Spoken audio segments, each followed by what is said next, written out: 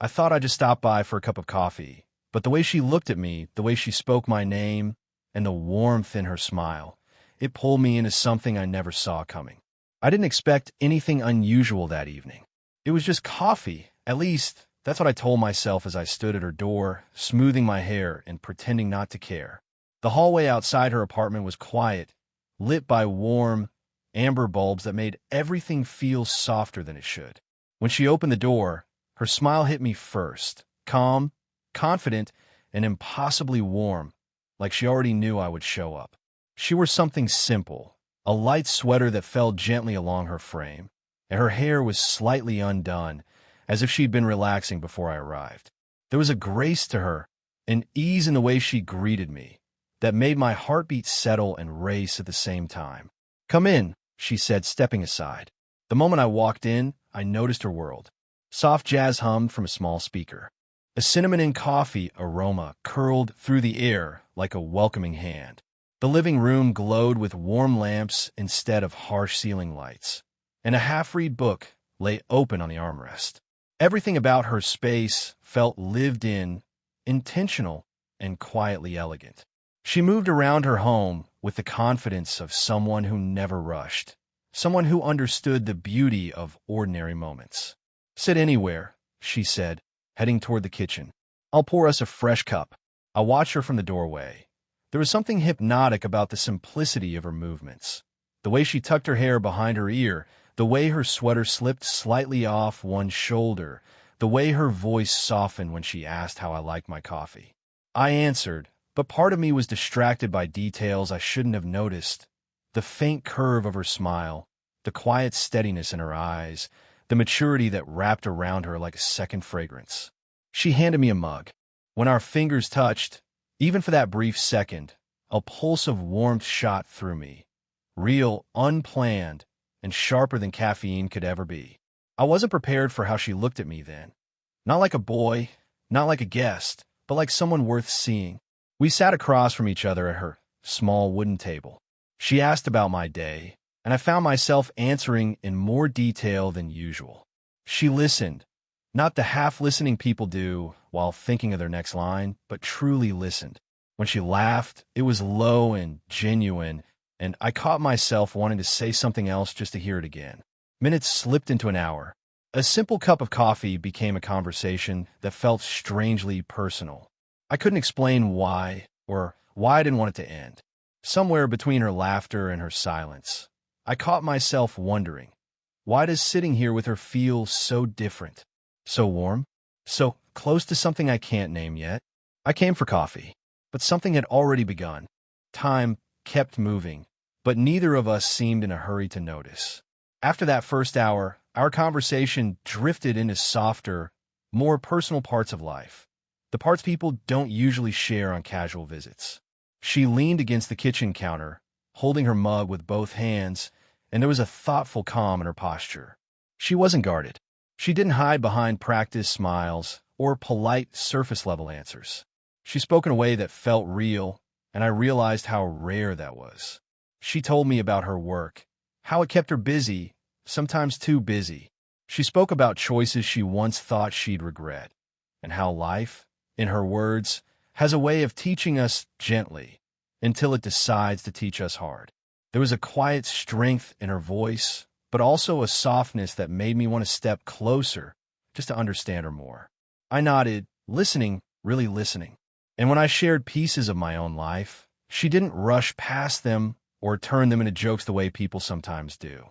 She leaned in slightly, elbows on the table, chin resting on her hand, eyes steady on mine. That one small gesture made me feel heard. It was disarming. There was a brief silence, comfortable, not awkward. Sunlight filtered through the window beside us, spreading a warm glow across the table and catching the strands of her hair. She looked peaceful in that light, almost cinematic. Then she stood to refill our mugs. As she reached for mine, her arm brushed my sleeve, just a passing touch, but it stayed with me longer than it physically lasted.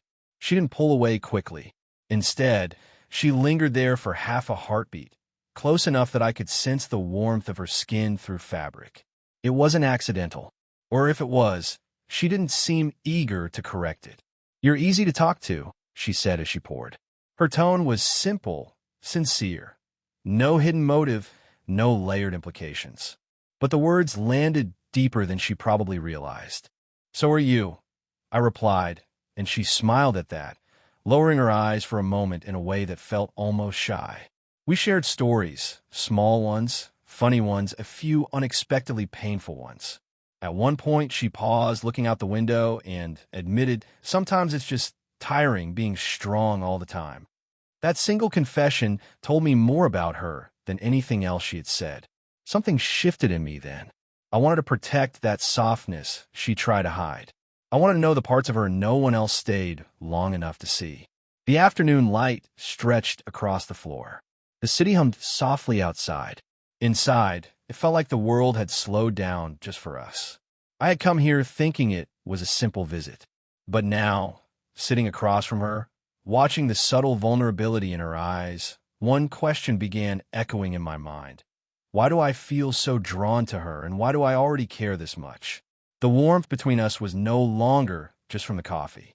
The weather changed before we realized the time had.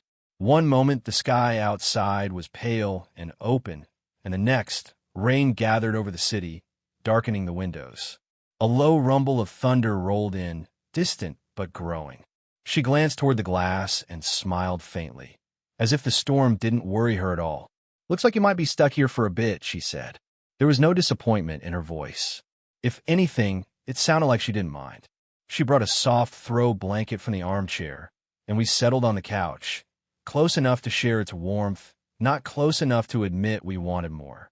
The rain began tapping against the window in a steady rhythm, and the room felt even smaller, even quieter, even more ours. We talked at first. Then the conversation faded and changed into something gentler. Shared silence, shared space, shared breathing. She sat with one leg tucked beneath her, shoulders angled slightly toward me. I could feel her presence, not just beside me, but around me, like a calm I didn't know I'd been missing. The couch was small, or maybe we simply allowed the space between us to shrink. Our shoulders touched barely. A soft, barely there contact that neither of us corrected. Her sweater brushed lightly against my arm, and I became aware of everything. The warmth of her skin beneath the fabric, the subtle scent of her perfume, the slight rise and fall of her breath. When thunder cracked louder, she leaned just a little closer, pretending to look at the rain, but her arm pressed fully into mine now. My heart reacted instantly, tightening in my chest. I dared to turn my head. She was right there, close enough for me to see the tiny gold flecks in her eyes, close enough to feel the softness of her breath when she exhaled. "What?" she asked softly, noticing I was watching her. "Nothing," I whispered. "Just listening." "To the rain?" she asked, but there was a knowing curve at the corner of her lips. I nodded, though we both knew I wasn't listening to the storm anymore. She shifted slightly, leaning in to see something on my phone, a picture I had mentioned earlier. Her hair fell forward, brushing my cheek. For a split second, her face hovered inches from mine. Neither of us moved. Neither of us breathed. I could have closed that distance. I wanted to, more than I wanted to admit. But something about the moment told me it wasn't time, not yet. Slow burn stories don't leap. They unfold. She pulled back first, not abruptly, just gently. Yet in her eyes, there was no retreat. There was awareness. A shared acknowledgement of the line we were slowly approaching. The storm outside grew heavier, but inside her living room, everything felt strangely light, warmth wrapped in anticipation. I sat there beside her, realizing with quiet certainty, this wasn't accidental anymore. This was two people choosing to stay close. And neither of us wanted the rain to stop. The rain eventually softened, but neither of us moved from the couch. By then, it wasn't the storm outside that held us. It was the storm building quietly between us. The room glowed in amber light, shadows stretching across the floor while we sat close, wrapped in a silence that felt heavier than words. She shifted slightly, turning toward me, one leg now resting on the cushion between us. The movement brought her closer, close enough that our knees brushed. She didn't pull back. Instead, she rested her hand on her lap, fingers just inches from mine. "There's something I should say," she murmured, her voice low, steady, but with an undercurrent of hesitation. I waited. She looked down at her hands, as if choosing each word with care. "I've been careful with people. Maybe too careful. Life can get loud, opinions can get ugly, and sometimes it's easier to just stay quiet and alone." Her eyes lifted to meet mine. "But tonight, it doesn't feel hard to talk. It doesn't feel heavy, and I don't know what to do with that." She exhaled, and before I could speak, she continued, this time softer. "I'm afraid of wanting something I'm not supposed to want." Her honesty hit me deeper than any confession could. Gently, instinctively, I reached across the short distance and laid my hand over hers. She froze, not in fear, but in awareness.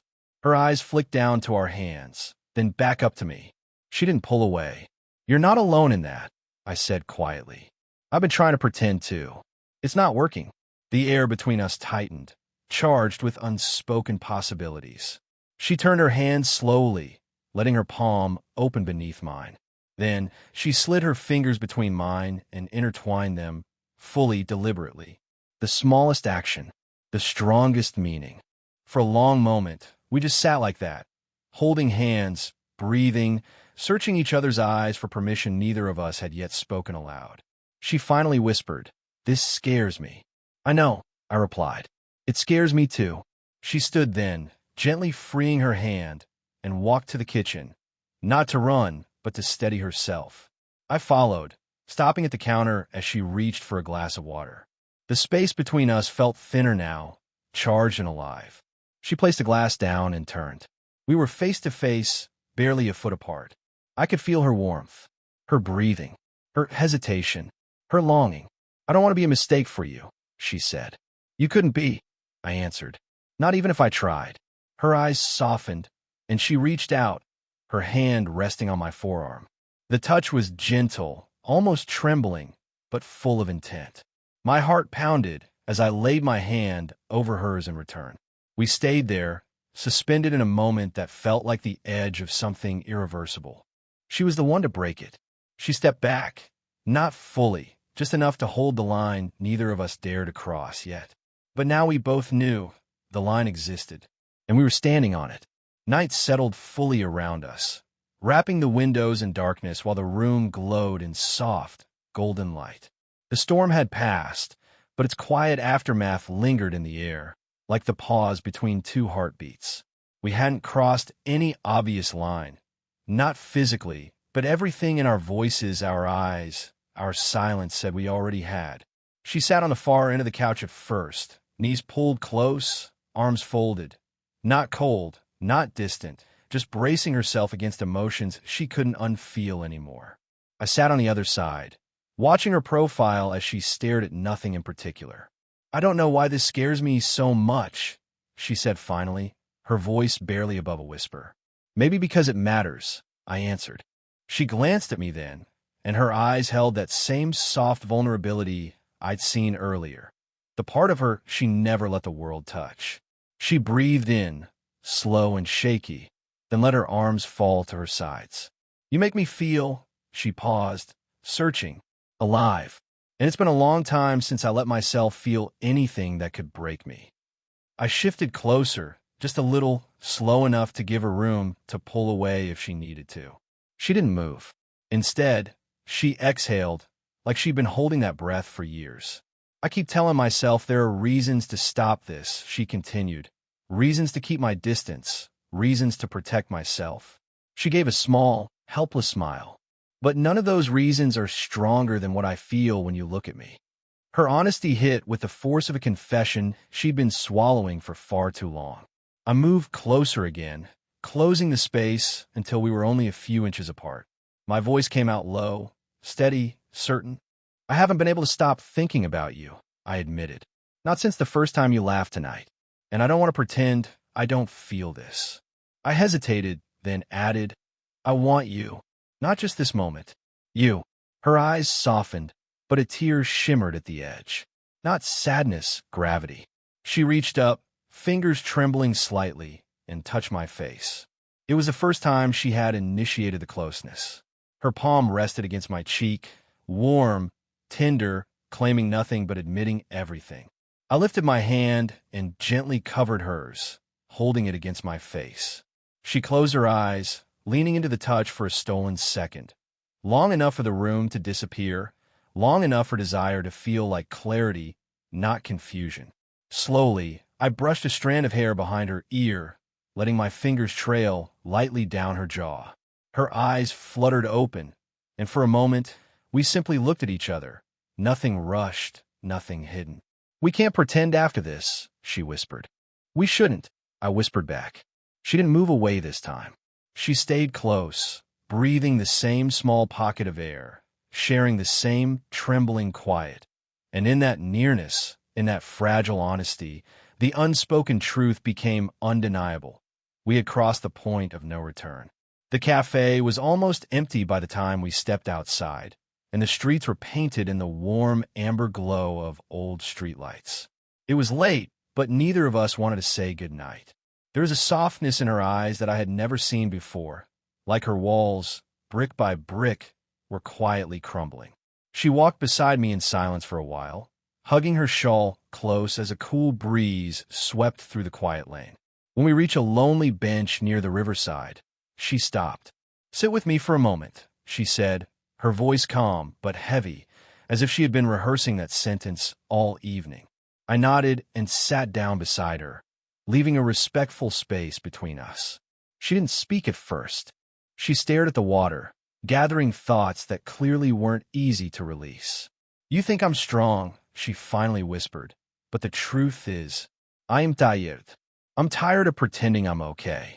Her fingers trembled slightly, and for the first time, I saw not the confident, composed woman I admired, but a human being carrying years of silent weight. She told me things she had never told another soul. About betrayal, about trust that turned into scars, about loving deeply and paying the price for it, about being left behind when she had given everything. Every sentence was a slow exhale, like she was bleeding out memories she had kept locked away for years. I didn't interrupt. I didn't offer solutions. I just listened, fully, quietly, honestly, because she didn't need fixing. She needed someone who wouldn't run away after hearing her truth. Her voice cracked once, and on instinct, I reached out, not to hold her, just to let my hand rest near hers. Not touching, just there. A silent message. I'm not going anywhere. She looked at our hands, then at me, and her eyes softened in a way that made my heart ache. There was a long pause, and she breathed out, "Why does it feel so easy with you?" I didn't know what to say, so I told her the only honest thing I could. "Maybe because you don't have to be strong with me." For a moment, she closed her eyes, letting the words settle in her heart. Then she leaned ever so slightly closer, not in a romantic gesture, but in a vulnerable one. A closeness built not on impulse, but on trust. The night wrapped around us, quiet and intimate, as if the world itself was promising to keep her secret. She wiped her eyes, steadied her voice, and whispered, "Thank you for staying." And in that moment, I understood this was the turning point. Not the moment she fell for me, but the moment she let me matter. A storm rolled through the evening sky, but inside the cafe the world felt disarmingly still. After days of dancing around half-spoken feelings, stolen glances, and unadmitted fear, it finally happened. The quiet hour where nothing could distract, no customer could interrupt, and no excuse could save either of them from the truth sitting between their hearts. She stood behind the counter, drying a single cup that had long stopped needing attention. He sat at the same corner table he always chose, except today he wasn't pretending to scroll his phone or outline his next chapter. They both knew this moment had been building, slowly, softly, stubbornly, and now it demanded to be faced. He was the first to break the silence. "You've been distant," he said gently, not accusingly, just honestly. She let out a shaky breath and finally met his eyes. "I'm scared," she confessed. No poetry, no shield, just the truth, naked and unpolished. She told him everything she had never dared speak aloud, about the husband who walked away, the love she once believed in, the pieces she'd glued back together, and the fear of losing herself again. She wasn't afraid of judgment or gossip or age. She was afraid of trusting her heart one more time and discovering that life could still break her. He didn't rush to comfort her. He just listened, fully, attentively, respectfully, like her feelings were not a burden, but a privilege to hold. When she finally paused, wiping an embarrassed tear with the back of her hand, he spoke with a steady voice that held no hesitation. "I'm not here to replace your past. I'm here because I want to be part of your future." Her breath caught, not because of some dramatic romance, but because of the simplicity, the certainty, and the intent behind those words. It was the first time someone loved her not out of need, not out of convenience, and not out of illusion, but out of choice. The storm outside deepened, thunder rolling across the clouds, but in the cafe, a different kind of storm settled, the kind that clears the sky instead of drowning it. She walked closer, stopping just a step away from him. No more mask, no more distance, just two souls who had finally stopped running. "If we do this," she whispered, "we do it slow. We do it honestly. And we do it without hiding." He nodded. "Slow is all I ever wanted." And just like that, not with a kiss, not with a dramatic embrace, but with a promise spoken eye to eye, everything changed. A silent agreement, a shared future, a beginning that felt stronger than any ending life had ever thrown at them. Two hands didn't touch yet, but two hearts finally did.